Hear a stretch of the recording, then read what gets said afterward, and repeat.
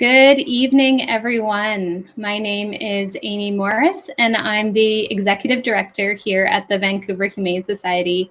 I'm delighted to welcome you all to our Speak Up for Animals virtual storytelling event this evening, and we're so pleased that you can join us. I want to take this opportunity to begin by acknowledging that our event is taking place on the traditional, ancestral, and unceded Indigenous territories of the Musqueam, Squamish, and Tsleil-Waututh peoples.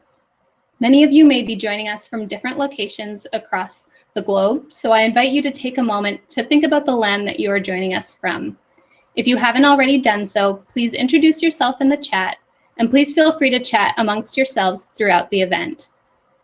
As you may know, the Vancouver Humane Society is dedicated to exposing animal abuse and assisting individuals, businesses, and governments to end animal suffering, cruelty, and exploitation.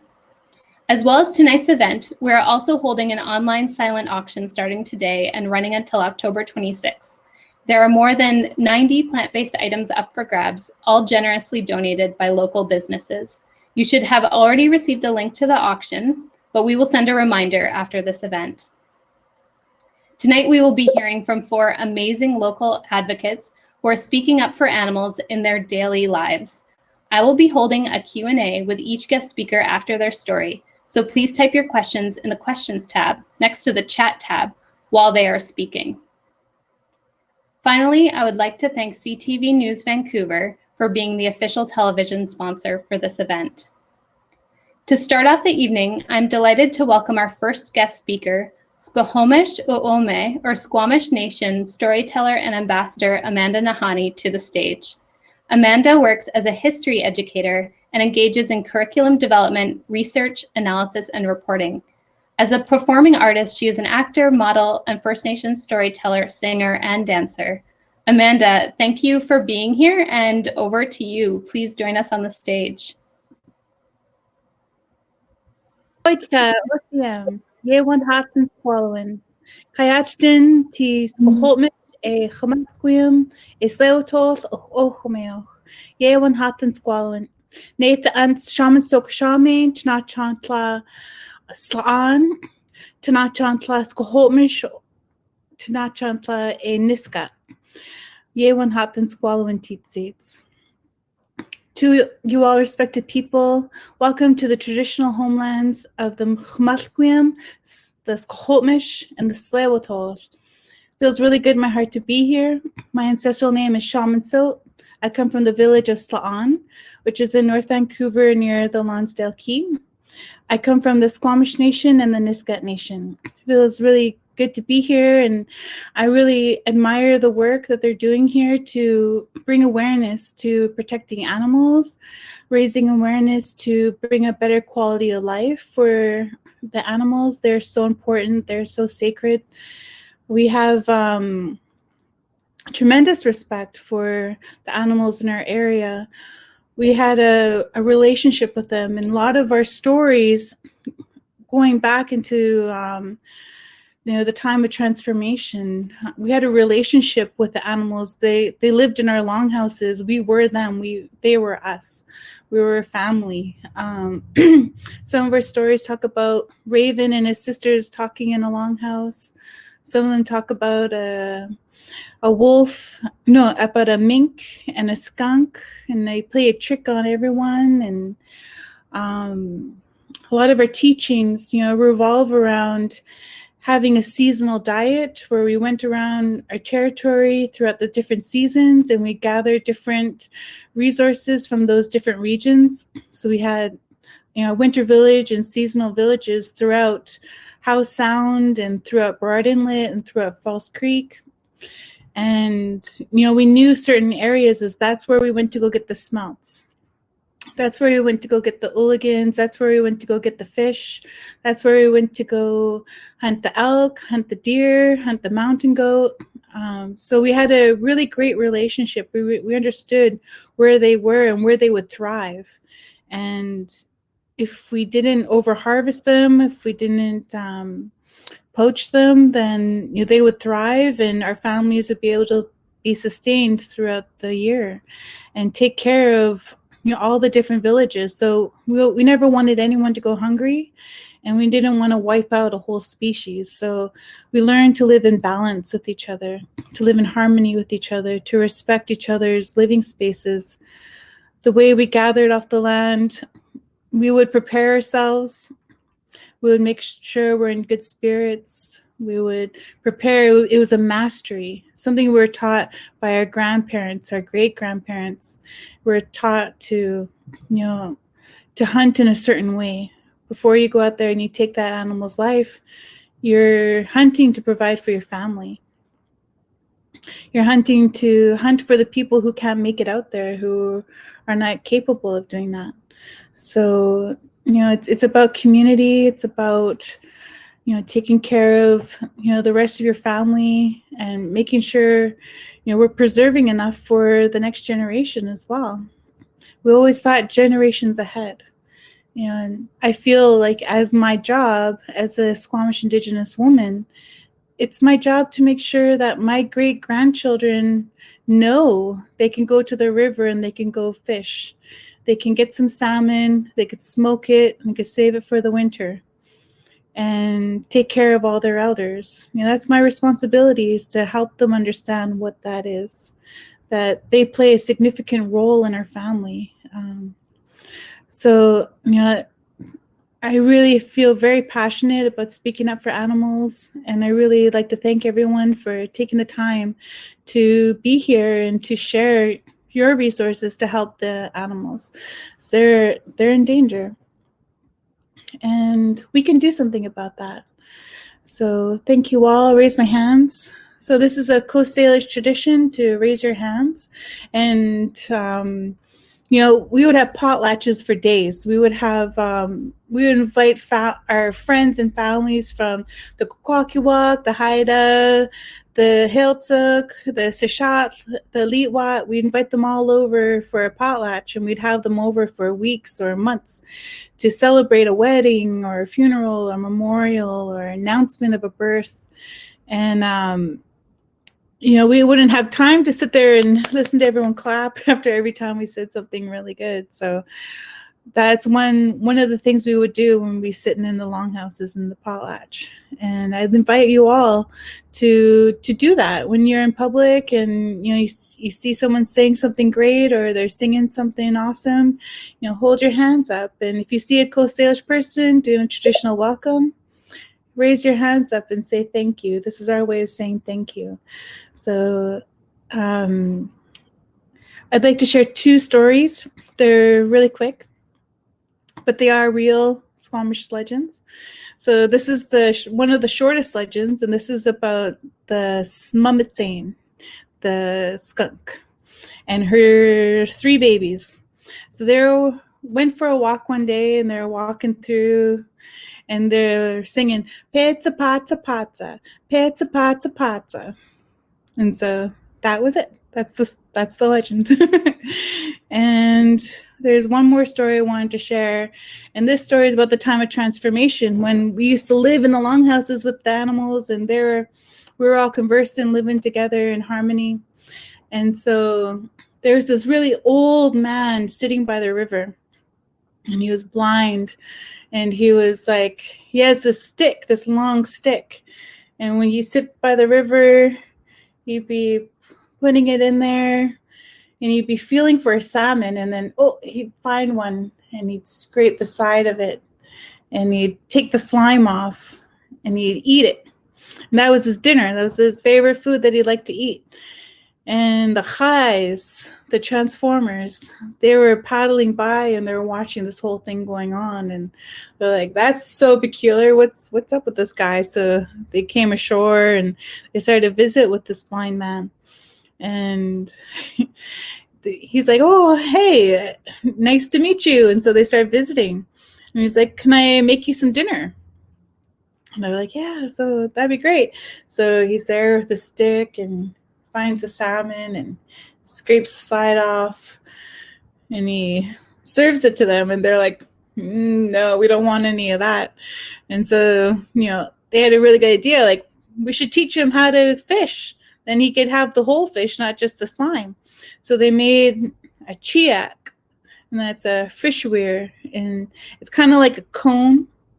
It's got, and it had, when the fish comes in, there's these like two little hooks that it gets stuck in, and so they're making it and trying to show them how to do it and everything, and they caught a fish and they put it on the fire, and they have all these sticks, and it's heating by the fire, and then they're so excited to share it with him, and he has a bite of the salmon. He's like, "Ew, that's so gross. I don't like that." So they're like, "Oh, okay, you're definitely, different." So they pulled out his nose. They pulled it really, really long. They made a beak. And then they took his arms. They pulled it really big and put all these huge feathers there. Made this huge wings. And then pulled his legs really long. And then he got these long legs. And that's how crane came to be. And in our language, we call him Slade. So if next time you see a crane, you can say, "Hey, Slade." So thank you so much. Thank you for having me. Thank you for thinking of the animals. I hope you have a wonderful evening, and take care. Thank you so much, Amanda. Those stories were really great, and we have a few questions for you from our audience before you leave. One of the questions was around what was your experience kind of the first time you heard these stories? Well, my grandfather, he's the walking encyclopedia of the Nisga'a Nation. And so it was like our family tradition. Whenever there was a dinner and there was all the grandkids there, he would always tell us stories. And so I'd be sitting there with all my cousins, and we'd be just imagining, how it could have been and what it was like. And so it was always a part of my upbringing. And I was very fortunate. I went to school in North Vancouver, and they had Squamish language program. And so we also had storytelling in the language program. And I thought it was just so amazing, just so unbelievably cool. Lovely. And so this, you may not be able to answer this question, but we'll ask it and you can tell your thoughts. So the question is, what can we do about the BC Conservation Officer Service and their habit of killing versus conserving? Speak up, lobby the government, send lots of mail. I've worked for a number of different nonprofit orgs that, who are advocates in a lot of different ways. And the best thing we can do is, in living in a democratic country, is speak up, share your voice, share your concern, and do it in a good way. It doesn't have to be a battle. It's just helping other people understand another way of doing things. So say it from the heart. Why do you think why they should be protected? Share all the facts. There's so much science out there. And I always think it starts at the dinner table, like bringing your family together and have a discussion, and how can we as a family do something different? How can we maybe help our neighborhood? Like learn about the situation. That's a great place to start, because then you're working around with the community you live in, and you're bringing them in and giving them an opportunity to do something good. Great. There's a lot of different things that could be done. Yeah, if you do have any thoughts, feel free to share them otherwise. But one other question that's come in is around how a mention of how the Squamish dictionary has been developed recently, and how are Squamish stories being documented and shared? Well, it's been through our school system, through the Squamish Nation. They have a language and culture department now. And so that's a little bit different. We just had an education department, and our language is kind of in that department. So now we have a whole language and culture department, which is amazing. And so we create our own curriculum for our bilingual school. It's a Squamish and English bilingual school from K to grade 4. And so developing a lot of curriculum around those grades. We have different books that have been published in the 1970s by some of our elders.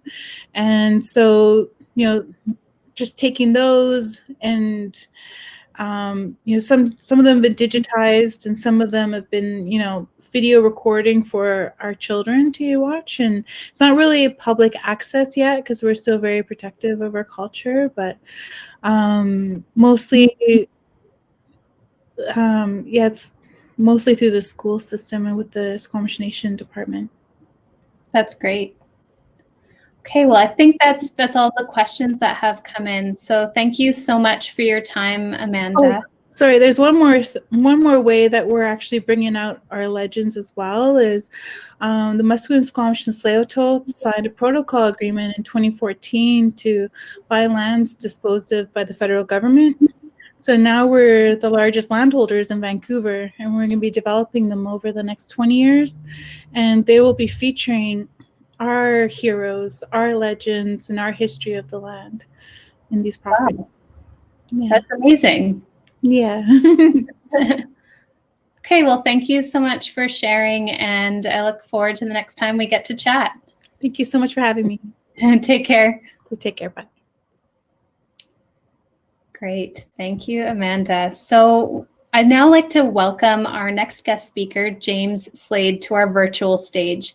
He is a longtime conservationist specializing in the field of law enforcement. Having spent more than 10 years working in anti-poaching in Southern Africa, he now works in protected areas globally as Global Wildlife Conservation's Wildlife Crime Prevention Officer.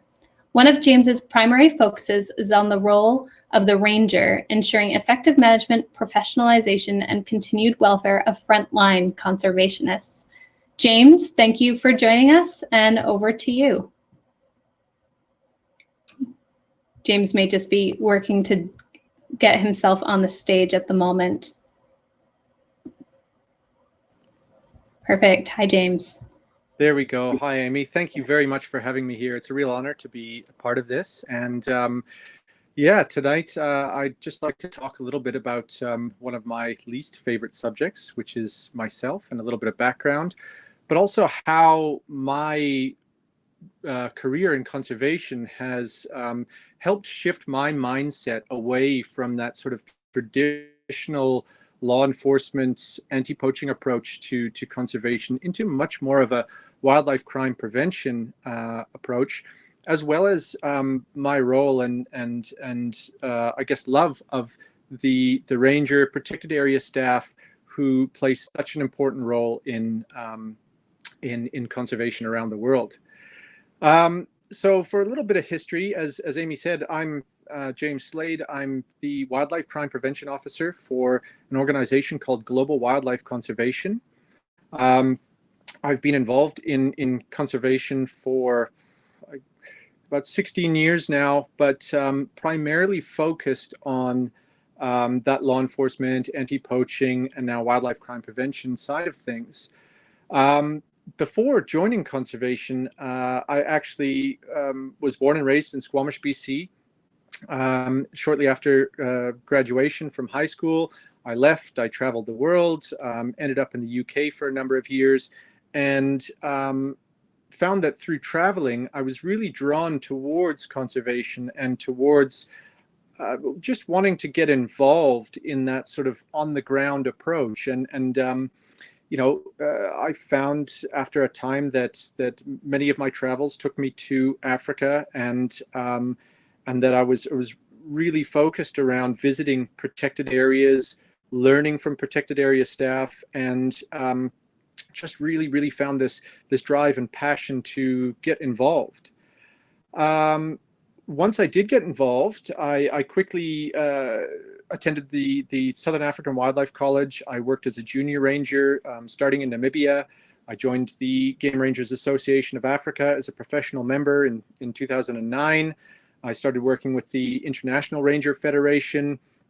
And originally, I was mainly working as, the sort of more traditional role of what people consider a ranger to be around the world.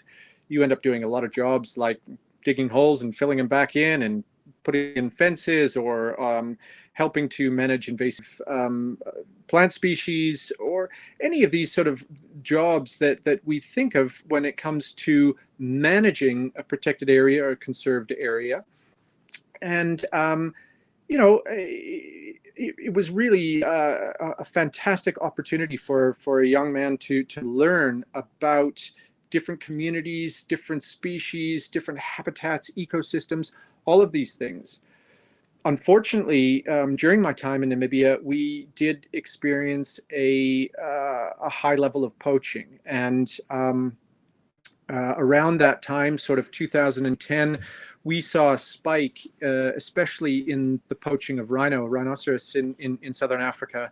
And following my role working in Namibia and this big stint of poaching, I guess I just sort of gravitated towards that engagement. I mean, when you're young, it's fun, it's exciting, but at the same time, I knew there was something more to it that I really could get involved with. And so after that, I ended up moving to Zimbabwe, taking on a position first as a ranger in southern Zimbabwe, and then working my way up to becoming the warden of a rhino reserve, where, working with an organization called the International Anti-Poaching Foundation, I learned so much for someone without a military background, with only a conservation background, not much of a law enforcement experience, but through a lot of hard work, dedication, and time spent in the field, I ended up managing this small anti-poaching unit that was in charge of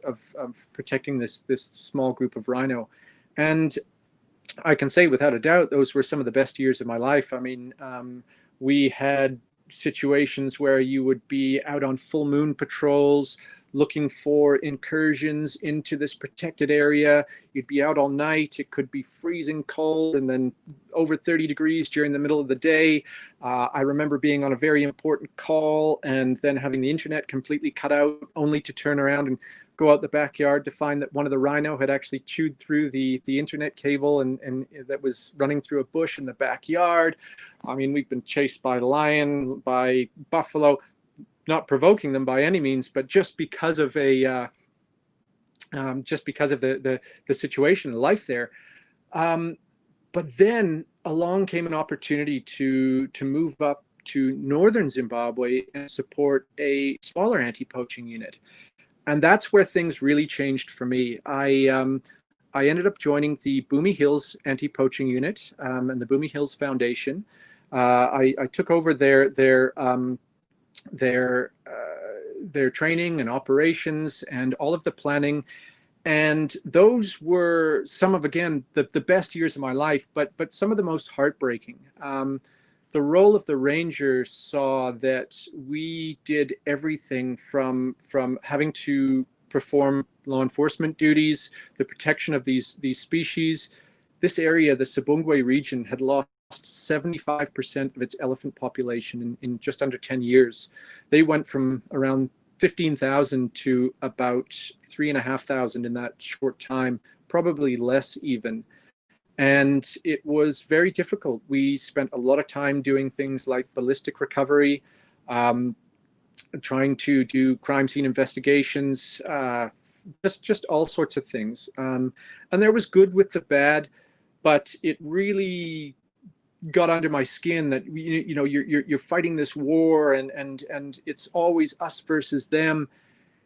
And over time, I started to realize that was a completely unsustainable model for conservation. I mean, anti-poaching is a black hole for money and funding, as well as the constitution of the conservationists and the individuals involved.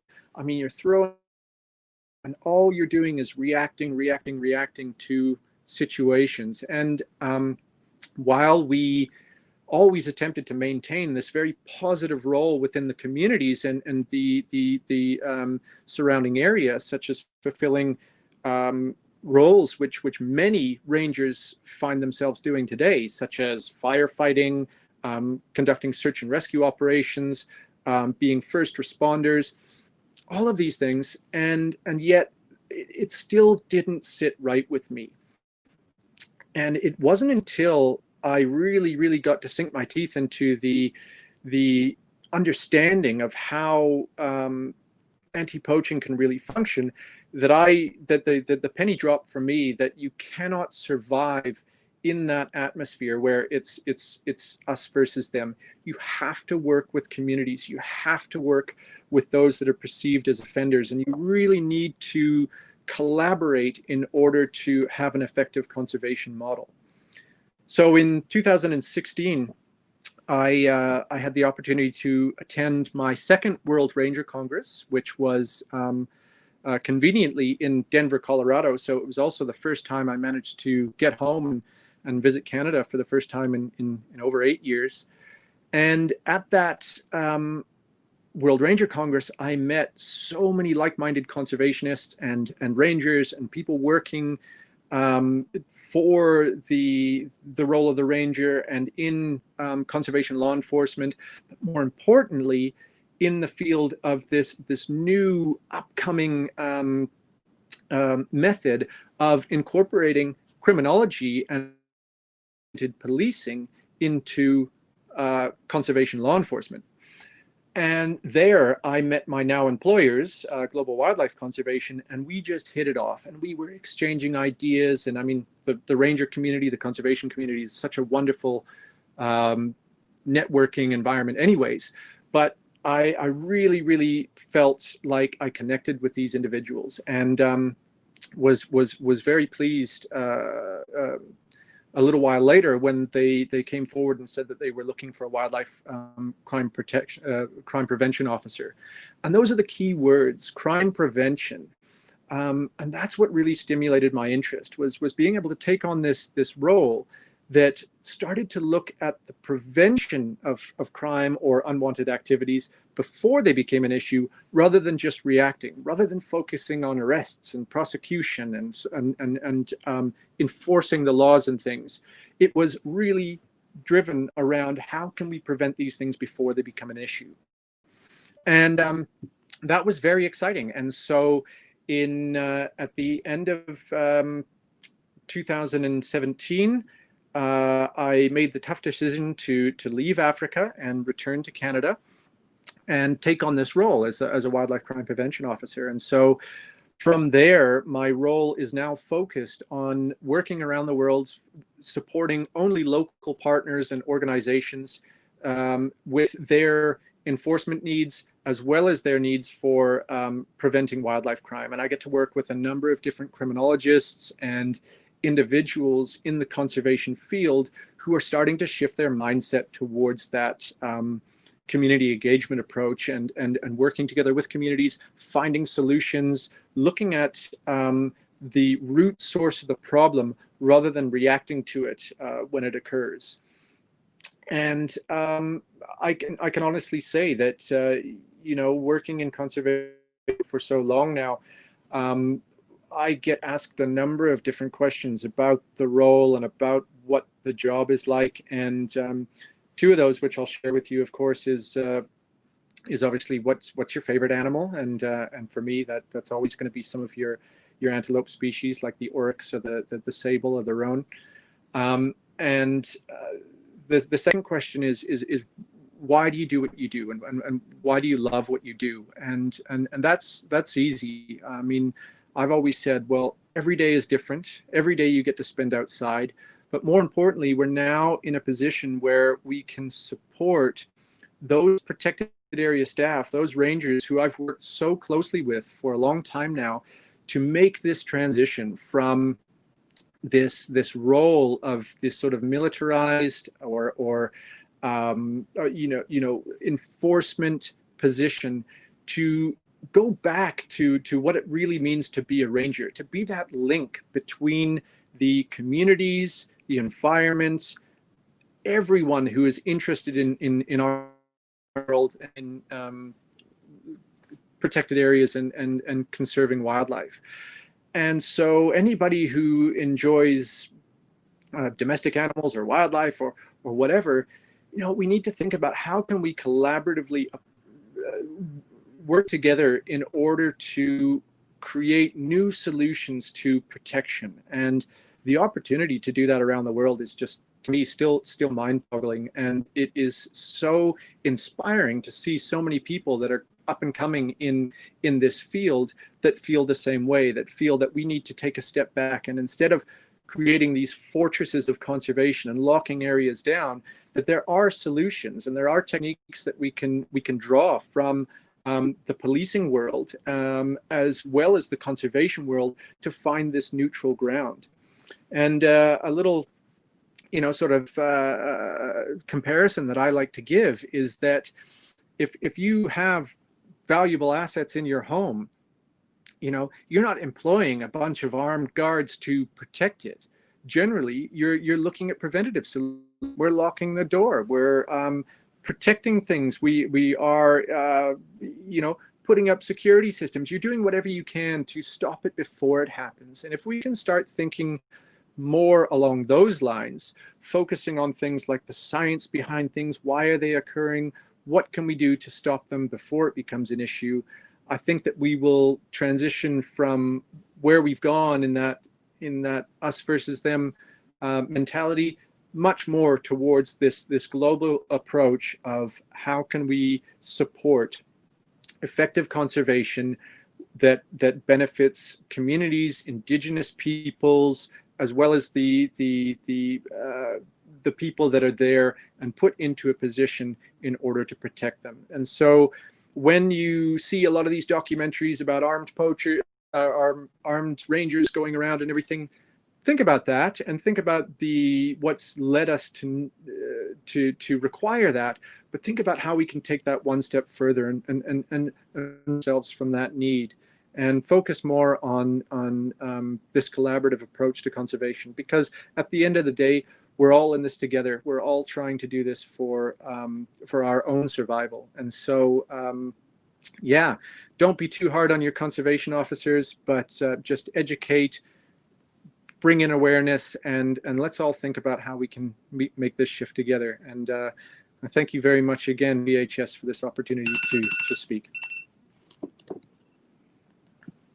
Thank you, James. We are certainly happy to have you here, and there's a number of questions that have come up. One that's come up is can you share a concrete example of a community-based solution that you're working on right now?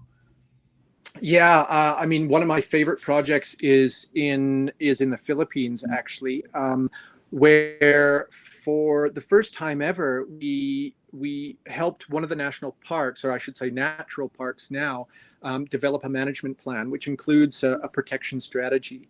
And throughout that process, right from the very beginning, because this natural park is a biosphere area, which means that there are indigenous people living within the park, for the first time ever, we were able to invite them and encourage the Protected Area Management Board to include them in the process of designing this new management plan. And they were so receptive to it. And from that, they've helped us to create these no hunting zones, these areas of conservation around the endemic and protected species.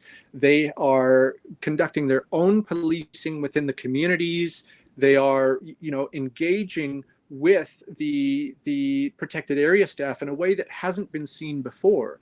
And so it's so inspiring to know that you can have these community guardians that are basically fulfilling that niche, and then thereby strengthening the bond between those who are put in a position to protect it and those whose livelihood depends on it. So it's about creating balance and equilibrium. And that to me is just a prime example of where we can go in the future of conservation.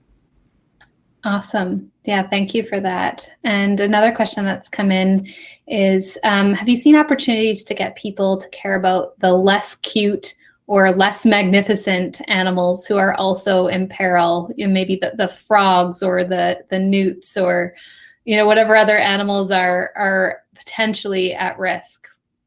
Absolutely. I mean, that was a huge draw card for joining global wildlife conservation is because they don't necessarily focus on the big sexy species, but a lot of it is the underdog and the anything from amphibians to freshwater fish to some of the smaller mammals and things. And I mean, that project in the Philippines that I was telling you about, I get to work with the tamarau, which is a species of dwarf buffalo, which, you know, most people have never heard of, most people wouldn't care about, but it's such an iconic species for this island of Mindoro, and it's so exciting to see people step forward and protect it. We've got the saola in Vietnam, which is Asia's unicorn. I mean, it's never been seen in the wild by biologists. There's a whole plethora of species that are being protected, and that, you know, we can engage with communities and authorities at the same time to help create these strategies which benefit all. Great. Yeah, thank you for that. Here's another question that's come in. How can animal poaching efforts, or how can the animal poaching supply chain be shut down? And is capital punishment any sort of deterrent? Well, I mean, to answer the second question first, I mean, I'm sure it is, but I, for one, do not believe in capital punishment. I really think that is the absolute last resort in any form of enforcement, and should only be ever employed in order to protect the life of anyone from the community or from the authorities who are put in that position, and it's a very much a last resort. But the poaching supply chain, I mean, it is it bounces back between being the third and fourth largest global crime when it comes to trafficking around the world, along with the trade in humans, the trade in drugs, the trade in firearms. And so it's, you know, if we can't solve the issue of human trafficking, where are we going to be with wildlife? At the same time, there's so many incredible individuals working around the illegal wildlife trade, or IWT as we call it. And to be honest with you, this pandemic has really created an opportunity for us. And you don't want to ever, you know, look for the good and bad, but there is a little bit of a silver lining, and that has given us opportunities where, because of the transmission of zoonotic diseases from certain species, it has given us a lot of leverage to really put some more pressure on government to treat these environmental crimes and crimes against wildlife and trafficking of wildlife, be it live or animal parts, a little bit more seriously. And so we've been seeing a crackdown, especially on certain species, which has given us a real inroad to creating long-term solutions. Great, thank you. And it's kind of maybe a less serious question, but what's been your most frightening experience? It might be serious. What has been your most frightening experience to date out in the field? Oh, that's a good one. I'm trying to think of a story which would be acceptable to tell. I remember, probably not the most frightening, but I remember a really good story where I was with a very good friend of mine, Mark Brightman, and we were doing a routine patrol not long before I left Zimbabwe and was about to finish up. And of course, the night before, we'd had a bit of a large leaving party, and so I was feeling a little bit dusty in the field, and on patrol we accidentally bumped into a lioness with cubs, not knowing that she was down in a gully there, and she gave us a bit of a rev and a charge, and I tell you what, that's enough to scare the hangover out of anyone. But yeah, she was very respectful. We did the same, and just shifted our patrol route enough to give her the peace of mind and carry on from there. So that was an interesting one. Yeah, that sounds terrifying. One of the comments that we got was that, it said, James is so badass. I want to see a movie based on his life story. Are there any movies out there that you've seen that you could recommend that kind of give a bit of the story of the work that you've done? Oh man, I mean, there's some phenomenal documentaries up and coming on things like Netflix and some of the other streaming services, and yeah, everybody should look out for those. I mean, working with rangers for so long, we always think that the next person above us is more badass than we are. And I mean, Virunga is a wonderful documentary which really shows some of the hardships that people face when they're not just dealing with poachers or wildlife crime, but also the threat of insurgents and these militias working in and out of Central Africa. I will try to find the name of another one for you that I can't remember off the top of my head. I saw it recently, which is more from the poacher's perspective. There's some really, really good documentaries out there. And so with a little bit of a search, I think that that you can find those, and it just look at things from every angle, and take everything with a little bit of a pinch of salt, because we go through a dramatized world. There's a lot of boring days out there under the hot sun, but there's some exciting ones at the same time. That makes sense. Well, feel free to type them into the chat, James, if you think of them after you're off the stage. And so one more question. What do you think of the issues we have in BC where conservation officers are protecting humans and their property, but not the lives of the animals, such as bears or wolves? It's a good question, and it's something that I, am really interested in, having only been back in Canada for a few years, but being a BC boy by heart. It's a really difficult situation. I mean, everything from the wolves and the caribou to grizzlies and to moose now. I mean, I try to keep abreast of it as much as I can, but it's all I can say is there has to be science. And just like Amanda said before, without that science, it's very easy to get emotive from either side, but it's also very easy to become complacent and to think that, oh, well, we see too many black bear, there's too many black bear just because we see them around town or something like that. That might not be the case. And I am really concerned about bear populations personally because of the threat of poaching for things like paws and gallbladders and things. And I know that the number of COs and things that we have is we're just under-resourced in Canada to monitor these things. So I think that the issues are best going to be addressed through science. So the more people that we can have interested in conservation, the more people up and coming in the field, just get out there. I'm by no means a scientist, I'm just a field guy, but the more people that we can have that take that career path and can really get a good, proper look at what's going on in British Columbia, the better off we'll be. Thank you, James. I've definitely heard other conservationists say the same thing, that a lot of the policy is not grounded in science, and that's where it's going wrong. So I'm certainly hopeful that we can see some more sound science over time. Thank you so much for taking the time with us this evening. I think it's been really interesting for me and everyone else. So I really appreciate it. Anytime. And thanks everyone for joining, especially I see there's a couple dear friends of mine that managed to join this this session. So thank you very much. And we'll see you again soon. All right. Take care. Okay, well, we'll move on now to our next speaker. Our next guest speaker tonight is Katherine Ramdeem. Kat is an actor and filmmaker. She has been an advocate for animals since going vegan more than 6 years ago and being vegetarian for 5 years before that. Using her social media platforms and passion for animal rights, Katherine finds creative ways to help the movement. She's the inspiration for her character, Alex Jones, on the CW network Supernatural, to be vegan on the show.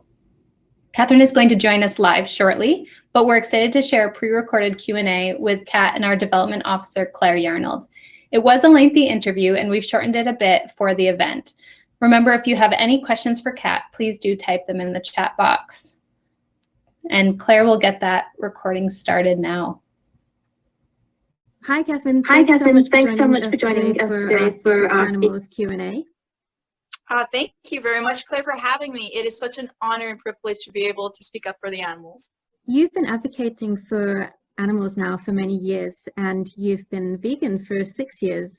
And I just wondered if you could share with us your transition of moving from eating meat to being plant-based. Yeah, so, well, actually, I grew up as a carnist. So I was eating all the animals up until my late teens, and that's when I went pescatarian. So I was lacto-ovo-pescatarian. So that means that I was eating dairy as well as eggs and fish. And then there came a point where I recognized that because I love animals, I didn't want to eat them. So I went vegetarian. And I wasn't eating fish either, but I was lacto-ovo-vegetarian. And I was lacto-ovo-vegetarian for about 5 years. And the reason I was vegetarian for so long was because of cheese. Cheese is very difficult to give up. And I don't like saying give up because when I use the word give up, I'm not giving up cheese because it was never mine to begin with. It's really culturally known to eat cheese, and in every culture, cheese is a huge thing. Ghee is really big in Indian food, and I'm half West Indian, so it was a journey, and then I eventually went vegan, and what turned me vegan was actually I remember very, very distinctly, and I went vegan instantaneously. It was in one moment. I was vegetarian. I was sitting with my cat, and I watched this video by PETA, and it was a video about the fur trade, import export, and I never really wore, like, I had a leather coat that my sister, she got me for my birthday many years before that, and I never really wore fur, but I was kind of against it, but I'm like, let's just, see what's going on here. And I watched the video, and it was really traumatizing. And what's helped you transition to a plant-based diet in terms of cookbooks and kind of restaurants that you visit, food blogs and things like that? So there was YouTubers as well.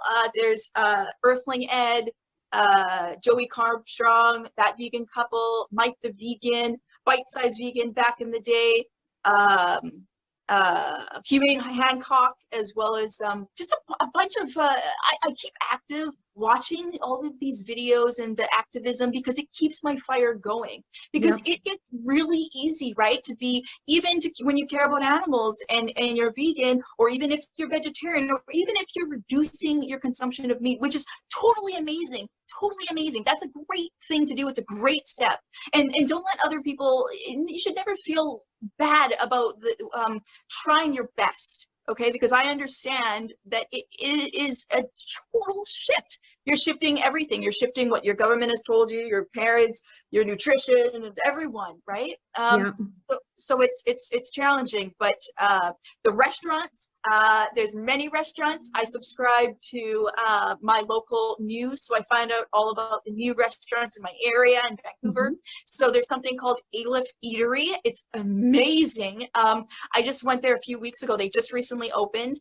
There's also a new restaurant in Yaletown. I think they're also located on Kingsway.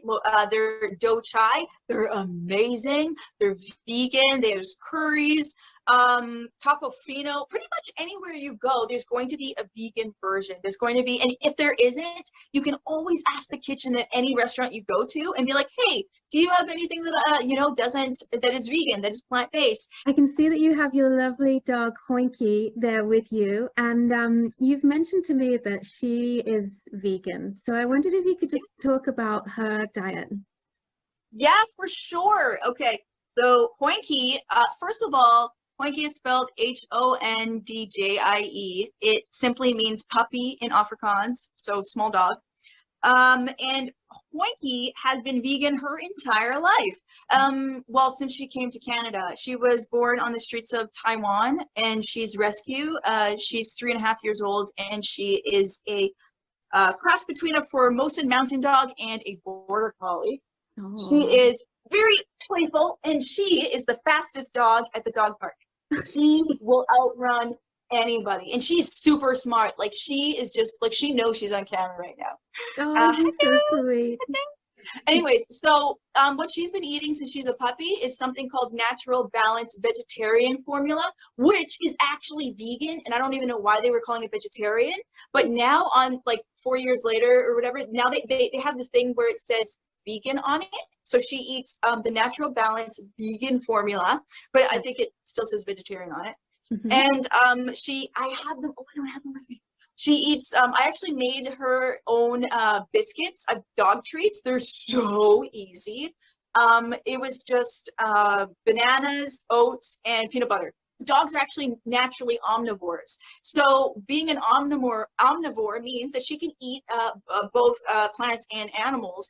And she just super thrives on the vegan diet. And I don't know, she's pretty happy. She's pretty the best. So many people might know you from your role as Alex Jones on the TV series Supernatural. And you've mentioned to me that you advocated for your character as Alex to be vegan on the show. I'm just wondering if you could speak to us about your goals and intentions behind this and any impacts you've seen or responses from fans as well. 100%. I play Alex Jones, one of the Wayward sisters, OG Wayward sister, on the long-running show Supernatural that shoots here in Vancouver. 15 years these guys have been going around in their Impala, fighting monsters and saving people. And and I'm in the Supernatural family, and I love it, and I love everybody, and it's just such an amazing family to be in. I mean, it's a fandom, but the Supernatural fandom that's why we call it the SPN family.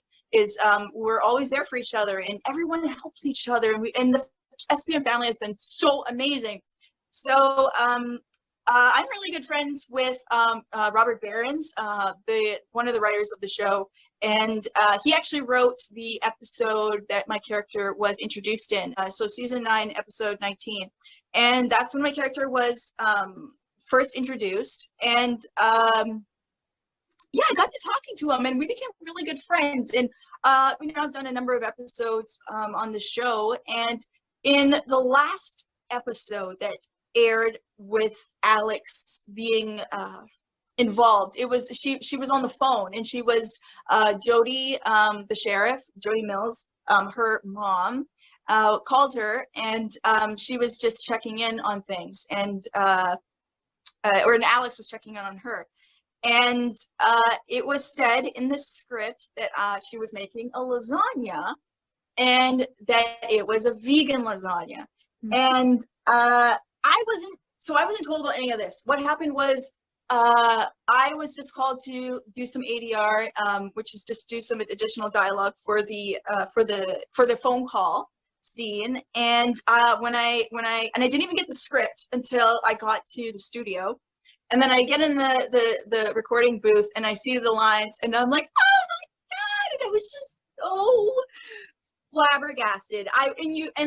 We had Warner Brothers on, like the producer, everyone was on the call when I was doing this, and I was just freaking out, and they were all laughing, and it was like it meant so much to me because how it happened is Robert Behrens is a really good friend of mine. He knows I'm vegan, and he knows that I'm a vegan advocate and animal rights activist, and so he basically just did it as like a little favorism. And he made it canon, so Alex has stated that, so she's vegan. And geez, that affected me very deeply because there's not very great representation in media or in television of vegan people. We're known as like angry people. Oh no, we're angry because people are killing animals and eating them. Like, oh, okay. So we're seen as angry. We're seen as like weak. We're seen as I don't know, like not strong, like meek, And to have Alex Jones, a wayward sister, a hunter of monsters, friends of Sam and Dean Winchester, be vegan? It's crazy. It's madness. And I'm telling you, it's the future.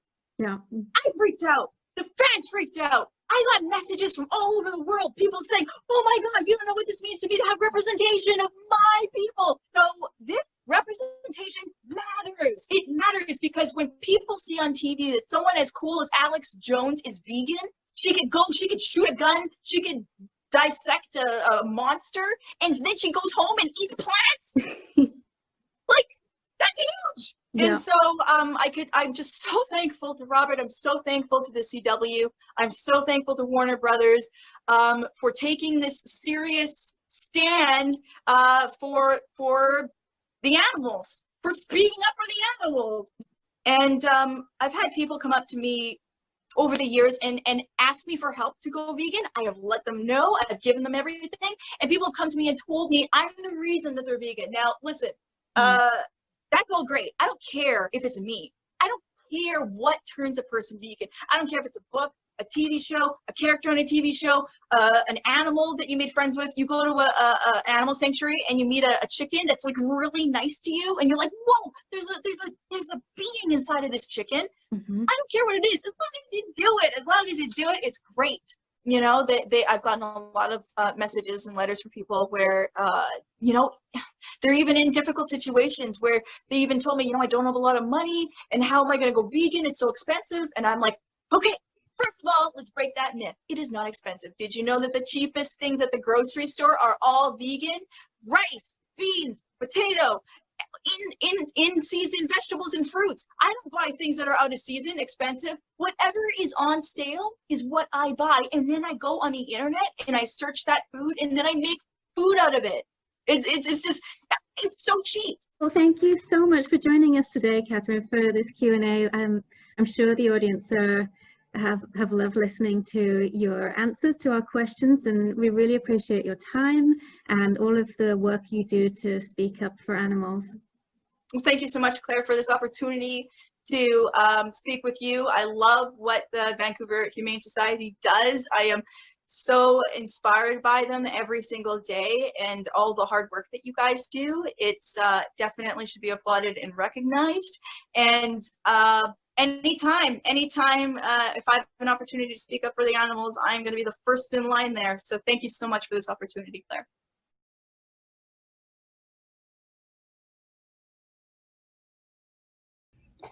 Great. So we'll have Kat join me on stage now.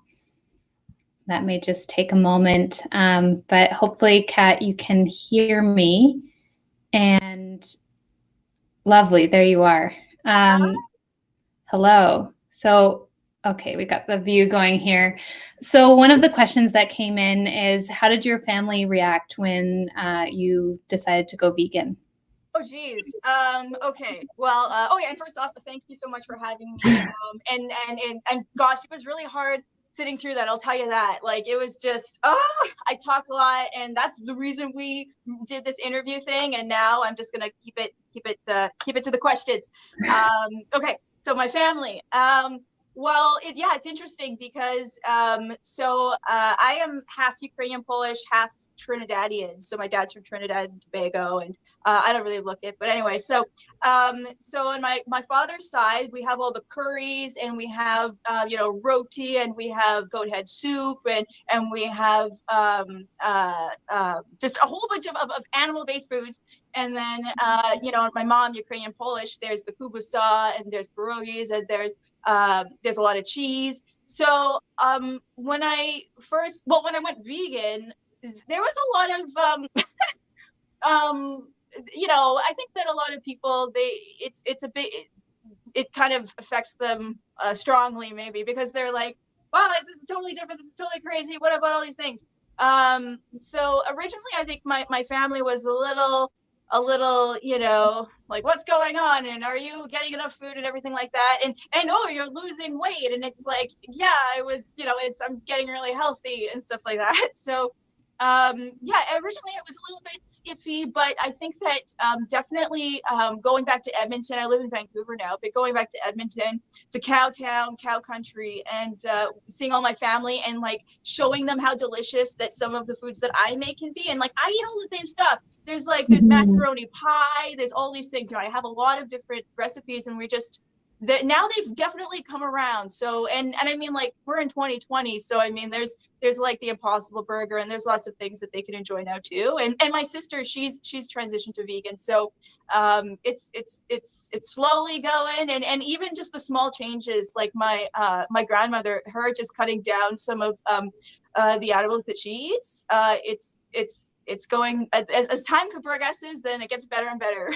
That's great. Yeah, I can definitely relate. The first time I gave my dad some vegetables to cook on the grill, Yeah. he gave me such a dirty look, and it was like, what are vegetables doing on the grill? Like he just never thought that a barbecue could be used for anything other than meat. So Yeah. it's always a fun experience and exchange, isn't it? Yeah. Yeah, no, it's huge. And like growing up, I mean, with the Trinity family, we have barbecues, you know, and there's always like my dad was the number one.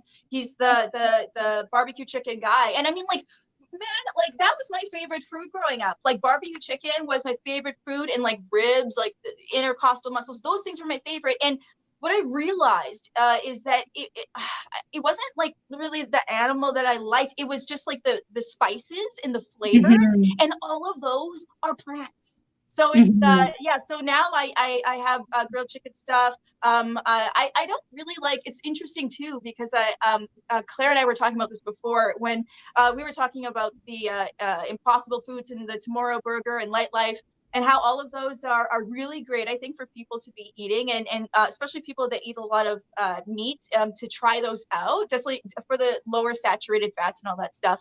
But for me, they're just so, the textures are so reminiscent of what the real thing is that I don't even eat them. Like I can't do it. So yeah, it's definitely right now, I think, with the technology we have, with all the, especially in vitro meats coming up too, that's a thing of the future. I think that even if people think that, you know, eating vegan is a little bit strange or something like that, we're sneaking it in there. We're sneaking it in there, and people are getting healthier, so it's good. Yeah, absolutely. I know I'm the same. The barbecued jackfruit sliders always get me. So good. I could talk for hours. So, but I'm not.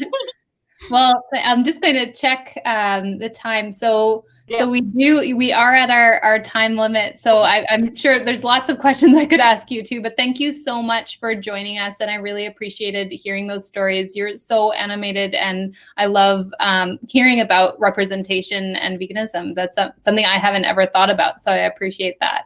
Awesome. Well, thank you so much for having me. And I just want to thank you, Amanda and James. I'm doing the thank you. I'm going to try that out as well on the street. And yeah, and anytime I'd love to come out and help you guys and help out the Vancouver Humane Society. And thanks everyone for watching. Thank you. Okay, take care. Bye. Great. Well, I'm delighted to welcome our final guest speaker, Anne Liu, to the stage. So Anne, if you can figure out that go on stage button, feel free to press that now. I'm sure most of you will know Anne as CTV News Vancouver's trusted weather anchor, and has rushed home from CTV studios to be with us tonight. And we're so grateful that you can join us. We're so excited to hear more about your love of animals that I can see on your lap. So welcome, and over to you, Anne. Thank you, Amy, so much. I'm just going to put Ramsey and Nitro down because I've woken them from their nap, their pre-sleep nap. Yeah, thanks for having me to be part of this. This is a great opportunity. Yeah, my love of animals really stemmed from Ramsey. When we got him, I grew up without any pets. I lived in Sumas Prairie, so all the dogs I knew were chained up on farms. They were aggressive, and so I was scared of dogs growing up until I married my husband, and he had pets growing up. So it took him about 6 years to actually convince me to get a dog, surprisingly enough. And it wasn't until we met my friend's Boston Terrier that I thought, okay, this isn't bad. He's very cute and he's well behaved. So when we got Ramsey, it was a turning point in our lives. It was mainly for stress relief for him as he was training to be an air traffic controller, but it just all worked out because I was working mornings at the time and I was with Ramsey pretty much from 10 o'clock onward, and we just had this great bond. It was really great for me. And one thing I really was astonished with was when we had him for about a week, we went to visit my parents out in Abbotsford. And so he's only known me and my husband up until that time. And I remember going into the door and he ran inside and he found the living room, and he just jumped up on the sofa chair that my mom was in. I was like, okay, this is good. He's friendly, I guess, and he likes other people, so that's good news. And he just hung out with my mom and watched TV with her. And it was that weekend that we got the diagnosis that my mom had stage 4 cancer. So he was very attentive to her from day one that he met her. But I think he knew that she was sick. And every time from that point onward, he always ran to my mom, always sat with my mom. And their thing that they did was they would watch movies together. So it was very interesting because all I knew of animals were, the scary kind, but he was so intuitive and he was so caring and he was so loving to everyone he met. It got to the point that when he would rush to someone to sit with them, because it was pretty unusual the first few years that we had him, that we would say, okay, are you sick? Should you go to the doctor? And more often than not, then yeah, there was something. So the ongoing joke, even though, it wasn't a laughable joke, was that when Ramsey was near you, my sister would always like, oh, stay away from me, because she didn't want anything wrong with him. But now he goes to people because he loves them and he wants to hang out with them. We got Nitro year after, and completely different personalities. And for bringing in Nitro into our family, he really helped with my nieces and nephews and the kids in the family who didn't have pets either, because he was the one that they would pick up, dress up, and just march around in a buggy or in a stroller or whatever. And he was so patient and so willing just to do whatever they wanted, whereas they had to chase Ramsey down to get a little tiara on him. So it was very good to see the difference in their personalities and the uniqueness of them all. So when I started on the morning show at CTV, they asked me what I would like to do in regards to segments. And I was like, I just want to talk to animals. That's all I want to do. And so that came forth, our weekly pet segment, where I started with charities like the SPCA, Saints, wildlife, the critter wildlife. I just wanted it to be a platform to speak for those who couldn't speak and for those who needed help from the community. And it was a growing curve, a learning curve, because at the time, the things that I would see on TV were people who weren't necessarily for positive enforcement. I remember I did this. I also had a segment called "And Lose in Your Shoes," where I went out and did other people's jobs.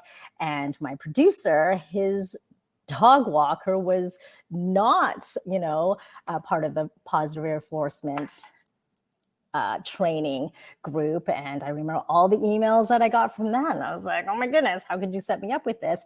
And I remember also on one of my segments having Brad Patson from, At the End of Your Leash, because right back in the day, he was like very popular with that. And again, a lot of people, I was like, okay, then it was, I had to start educating myself and educate the people that, are coming up, where I'm giving them the platform to speak for animals who can't. And then, so that's where I made the turn to really make sure that what they were saying was in line to what I wanted and what I believed in as well. And of course, having behavioralists on, Rebecca Ledger, and vets on as well, like Dr. Adrian Walton. He advocates for pit bulls. Like October is Pit Bull Awareness Month, and I remember every single month having him on, and also just advocating for senior animals. I've got a 12-year-old and a 13-year-old here, and for people to think that puppies are the best, and yes, they are, but at the same time, at the end of life care for animals, it's so great as well. So if anybody who can do that and has the resources, they really should. So it's been, like I said, a huge curve for the last 9 years of learning to speak for animals, from my my platform and my point of view, but also getting to meet all the different animals and having Ramsey and Nitro there pretty much just to be ambassadors for the cause as well. That's always, that made everything a lot better as well. Am I going short? Should I go some more? You back on stage. I've got plenty of questions to ask you. So it's I really appreciate you sharing your story. I actually didn't know that about positive reinforcement and your journey with that. I know I certainly had worked with some bad trainers, some trainers that told me to scare my dogs and hurt my dogs, and have learned from that. So now that you've learned and you've gathered all that knowledge, what are some of the things that you do in your kind of day-to-day life to share that with people? Well, when we had, because of coronavirus, we can't have guests anymore.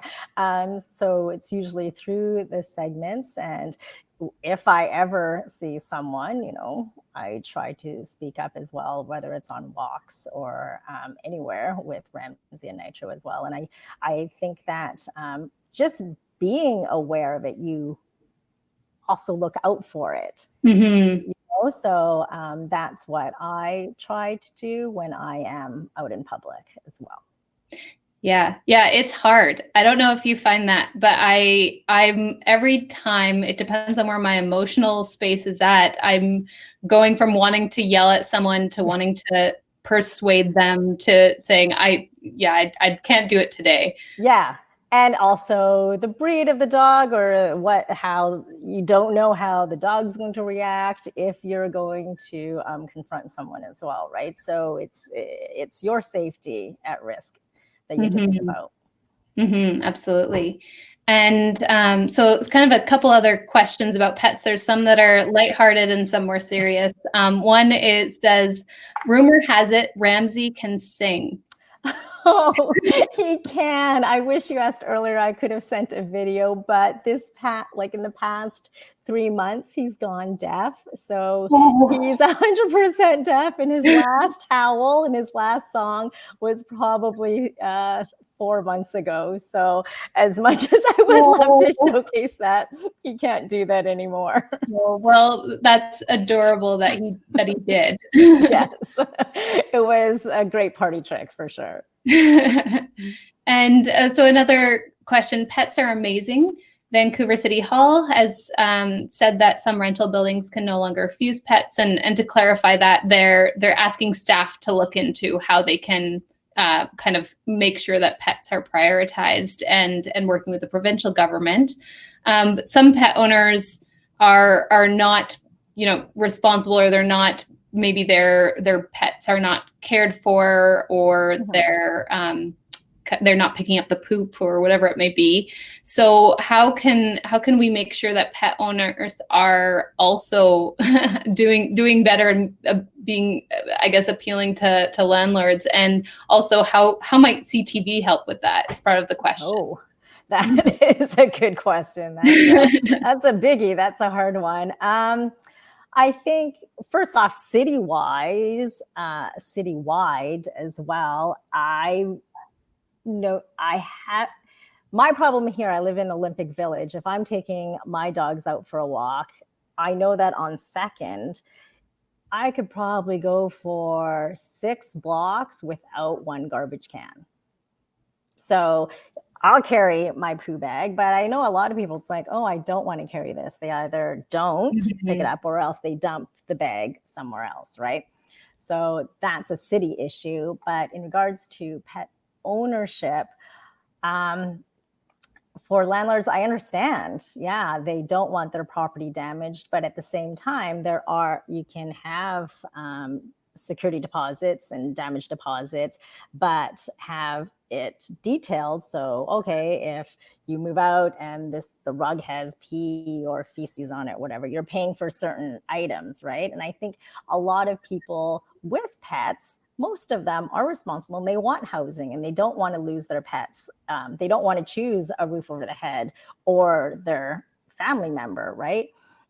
Yes, some damage you know, if a pet's anxious, a lot of education can go into pet ownership, because if they're biting through the doors and digging through the drywall, then yeah, that is an issue that they need to be responsible for. And then, okay, so is it that they need some kind of medication? Do they need just basic training? Do they need to be crated? So that is on the onus of the pet owner. And I think if the landlord is seeing problems like that, then that's a huge issue. And I think it needs to be discussed. And if I do believe people will take the necessary steps to make sure that they do have housing for themselves and their pets. In regards to how CTV can help raise awareness, so we've done stories already on this, and I think if it moves forward and this is what's happening, we have to tell both sides, because yes, some landlords, allergies, you know, if they have kids upstairs that are fearful, there are a lot of elements. So banning outright might be problematic for some landowners and really unfair, right? So it's great, because I don't think anybody should be homeless just because they have a pet. But I think CTV could be a platform to tell both sides of the story. And hopefully there is also like different kind of housing, like only pet rentals, or, you know, or only X amount of rentals in these certain neighborhoods that are near parks. So it's easier for pet owners, so they don't have to have the midnight accidents, or, you know, the accidents at home that could cause destruction. Yeah, it's certainly a complex issue. You know, there's so many pieces to it, and the legislation in Ontario, what's so great about it is that it allows for a dispute resolution process, so that if there are allergies or nuisance issues, or, you know, whatever comes up, that those can be worked through, but it's not sort of the standard, okay, pets aren't allowed as the standard. And so that kind of model, I think it would be great to see our province adopt something like that.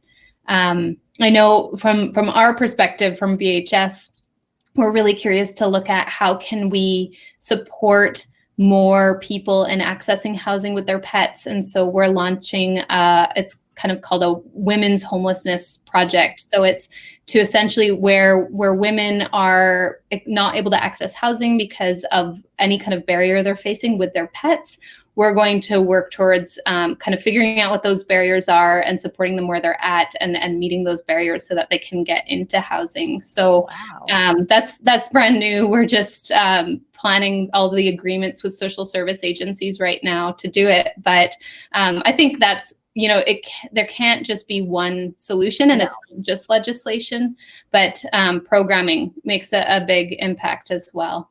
No, definitely. And communication, that's the key, right? With everything across the board, no matter who it involves, because it's going to affect other people differently. Yes, absolutely. And I think also a bit of kindness. A lot of that. Yeah. There's the situations that I've seen, a lot of them end up being kind of like black and white. Administrator is following the rules. The person has a very reasonable exception, and then it just becomes very toxic, where if there was some kind of resolution process, that, you know, it could be resolved. One of those cases was a little, it was a sweet little Yorkie who they had taken in a foster cat from someone who was homeless, who couldn't keep their cat at the moment. And the Yorkie and the cat became best friends, but the housing limit was one pet. And so they were a family with 2 kids, and they were being asked to leave their housing just because of this cat that stayed indoors all the time and caused no problems. And so those are the kinds of situations where I think there's a lot of room for people to show compassion. But also weight limits. That's absurd to me. Okay, 20 pounds is the weight limit. It's like, Ramsey's already 17, so, you know, a Great Dane, they're apartment dogs, and they don't do anything, and all they do is sleep and hang around. So how can you say no to that, you know, and just based on a weight rather than basing it on the actual animal itself? Absolutely. Yeah. So there's certainly plenty of room for advocacy, and we just really want to thank you and for all of the advocacy you are doing around positive reinforcement and pets. And really, yeah, it means a lot to have you as part of our movement. Well, thank you for having me. Honored to be part of this. And I've been bidding like a crazy person on the silent auction items too. Well, that's a good transition. I'll be sharing a bit more about it, but thank you. And I have to admit, I am a bit jealous that I can't bid because there are some amazing items. And I will say, while we're talking about it, thank you to Darcy Matheson, because she's worked super hard to get those items in. So thank you, Darcy. Okay, Anne, well, I'm going to move on and kind of close us off, but thank you so much for joining us. Thanks for having me. Take care. Great. So unfortunately, our final guest performers, Afro Van Connect, were unable to join us for the event tonight after all, but I do invite you to take the time to visit their website and learn about their work as an organization. So what they're doing is they're empowering the voices of youth of African descent through conversation, collaboration, and performance.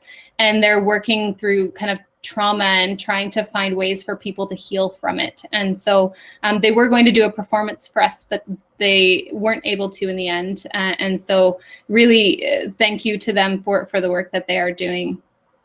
I also, you know, as Anne was mentioning, the online auction is live, and we'll send a link to it after the event's finished. Really, you can do holiday shopping, or you can treat yourself to the goods. No one's going to judge you if it's all for yourself. There's so many amazing items. And one of the items that I wanted to highlight is a $100 gift card from a local BIPOC and LGBTQ business, Elbow Patties. Elbow Patties was founded by self-made entrepreneur Chris Borland and is bringing Jamaican cuisine to the Vancouver masses. I highly recommend their wild mushroom patties, and they are certainly you know, growing in demand, which is great, as we know from so many great vegan food options out there. So happy bidding, and remember, all of the proceeds are going to helping animals. I'd also like to take this opportunity to thank Claire Yarnold for organizing this event. She's done an amazing job and made it really easy to host everyone and share with them. And also to thank all of our lovely guest speakers tonight for your time and your stories, and all of you who attended at home. I know during COVID-19, it's a pretty crazy time and we all have Zoom fatigue.